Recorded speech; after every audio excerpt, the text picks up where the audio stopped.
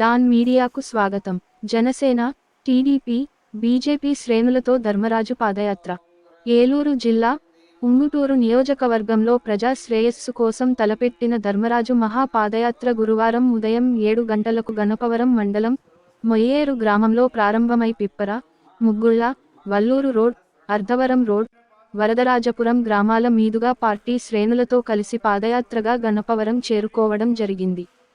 మార్గ మధ్యలో ఉన్న గ్రామాలలో పెద్దలు, యువత పూలతో, మహిళలు హరతులతో ధర్మరాజుకు ఘనంగా స్వాగతం పలికారు.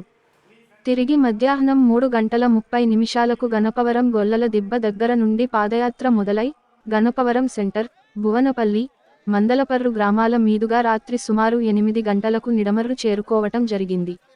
ఈ కార్యక్రమంలో పెద్ద ఎత్తున జనసేన, టీడీపీ, బీజేపీ నాయకులు, కార్యకర్తలు, జనసైనికులు, వీర మహిళలు, తెలుగు మహిళలు తదితరులు పాల్గొన్నారు.